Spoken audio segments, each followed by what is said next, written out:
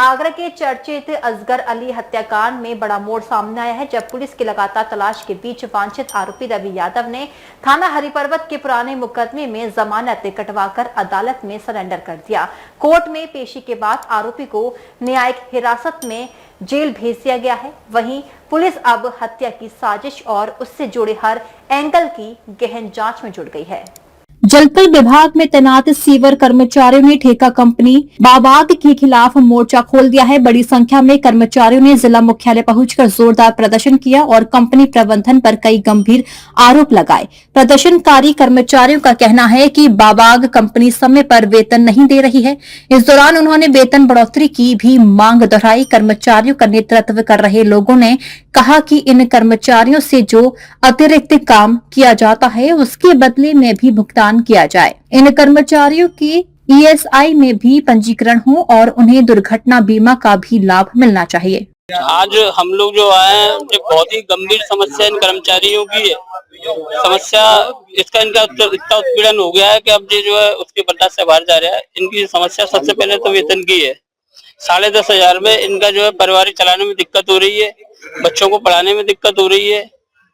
बाकी आप जब समझते हैं 10,500 में किस तरह से अपने जीवन चलेंगे, इनका वेतन इनका बढ़ना चाहिए। दूसरा, इनके पास जो सुविधाएं जैसे ईएसआई कार्ड है, इनका उपलब्ध होना चाहिए। 10 साल हो गए, 10 साल कंपनी अभी तक इनका ईएसआई कार्ड उपलब्ध नहीं करा पाई। सरकार कह रही है प्रत्येक आदमी का बना दिया हमने ईएसआई कार्ड। दूसरा, इनका पीएफ समय पे पीएफ कट है इनका, और उनकी जो तनख्वाह है 1 से 7 तारीख के बीच में इनको मिल जानी चाहिए, क्योंकि इतना कम वेतन और वो भी समय निकालने के बाद में फिर जो अपना उधार लेके चलाते फिर वहां देना पड़ता है। दूसरा, कहीं किसी प्रकार का जो एक्सीडेंटल कोई कंडीशन है अगर हो जाती है तो इनको उसका जो है इनके पास उसका क्लेम मिलना चाहिए। और दूसरा, पश्चिम बंगाल से आए हुए जो लोग हैं उनको आप 18,000 दे रहे हो और इनको दे रहे हो 10,500। ये तो यार कहीं ना कहीं अधिकारों का हनन है, ये बर्दाश्त नहीं करा जाएगा। एक काम का समान वेतन मिलना चाहिए। समान काम का समान वेतन का प्रावधान सरकार ने रखा है, वो होना चाहिए।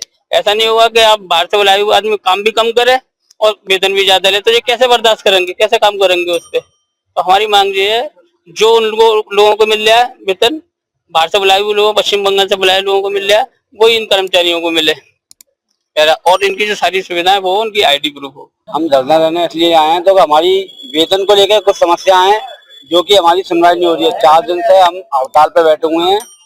पहली तो हमारी सैलरी लेट हो जाती है। दूसरा, हमारा वेतन जो 10,500 रुपये है वो हमें बढ़ के नहीं मिल रहा है। तो मेहनत इतनी करते हैं हम, ऐसी कड़ी धूप में जो काम करते हैं, इतना गंदा काम करते हैं, उसको देखकर हमें वेतन हमें ज्यादा बढ़ के नहीं मिलता है। 10,500 रुपये मिलता है और 10,500 रुपये में हमारा गुजारा हो नहीं पाता। ना ही हम बच्चों को पढ़ा पाते हैं, ना ही हम खाना वगैरह अच्छा खा पाते हैं, ना ही हम कहीं पर जा पाते हैं।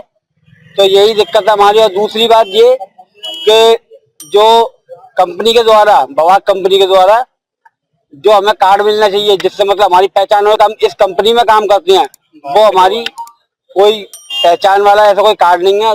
तीसरी बात ये, जो बाहर से लोग आए हुए हैं उनका 18,000 रुपये वेतन है और कंपनी उनको रहने का, खाने पीने का, सब चीज की सुविधा दे रही है और हमें सिर्फ 10,500 रुपये दे रही है। उसके अलावा कोई सुविधा नहीं दे रही है हमें। यही कारण है हमारा। हम कह के कंपनी से थक गए, अपने सुपरवाइजर से, अपने अधिकारियों से कह के थक गए, लेकिन उन्होंने कोई कार्रवाई नहीं करी है। इन्होंने एक ही आवाज दी, ऊपर से जो आदेश होते हैं वो यही बोलते हैं कि 10,500 रुपये में अगर काम करना है तो करो, नहीं तो घर बैठो, दूसरी लेबर बुला के काम पे लगा दिया जाएगा। बस यही कारण है, इसलिए हम परेशान हो गए।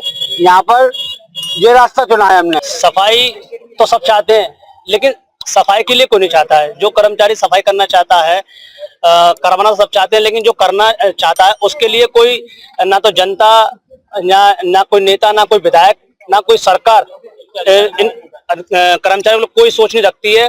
और जब ये अपने सोच के अनुसार चलते हैं, जैसे कि इनकी जो जरूरतें होती है उस तनख्वाह से पूरी नहीं हुई तो उन्होंने अपनी मांग रखी, उस मांग को ना सुनकर इनको हड़ताल पे मजबूर कर दिया। हड़ताल पर मजबूर कर दिया। अब सहारा किसका लेंगे कर्मचारी? अब इन्होंने अपना सहारा लेकर यहाँ डीएम आवास पर आए, कार्यालय पर आए, यहाँ कलेक्ट्रेट। तो इन्होंने अपनी मांगे रखी है। मांग में रखा है कि हमारा वेतन बढ़ाया जाए और जो हमारी सुविधाएं, सुख सुविधाएं, जैसे कि यंत्र है, जिस तरीके से काम करने के जो यंत्र मिलते हैं वो मिले हमें, उपचार मिले हमें, उस तरीके से हम काम करें। इन्हीं सबों को लेकर यहाँ पर हम आए। ये हमारे जो सफाई कर्मचारियों ने हड़ताल करी है सीवर वालों ने, उसका मैं भी एक लेबर ही हूँ। और हम तो ये हमारी मांग है कि 1 से लेकर 7 तक हमारी सैलरी होनी चाहिए। सैलरी प्लस में हमें 20,000 के आसपास चाहिए। इससे कम हमें सैलरी पे हम संतुष्ट नहीं होंगे, क्योंकि हमारे यहाँ जो हमारे बच्चे पढ़ लिख रहे हैं, हम नहीं चाहते कि हमारे बच्चे भी सीवर में काम करें, नगर निगम में काम करें। हम भी चाहते हैं बच्चे हमारे पढ़े लिखे बाबू बने, IAS बने, PCS बने, IPS बने। हमारी ये मांग है, हमारी सैलरी बढ़ाने की मांग है। सैलरी हमारी बढ़ रहा है और जिससे हमें किसी कोई लड़ाई नहीं है, कोई झगड़ा नहीं है, कोई हिंसा नहीं है, कोई हिंसा नहीं। कर्मचारियों ने ड्यूटी मजिस्ट्रेट के माध्यम से प्रशासन को 5 सूत्रीय ज्ञापन सौंपा। कर्मचारी नेताओं ने कहा कि अगर मांगे पूरी नहीं हुई तो सीवर व्यवस्था ठप कर अनिश्चितकालीन धरना शुरू किया जाएगा। शहर में गंदगी फैलने की पूरी जिम्मेदारी प्रशासन की होगी। डीजे महाराजा न्यूज के लिए दीपक राज की रिपोर्ट।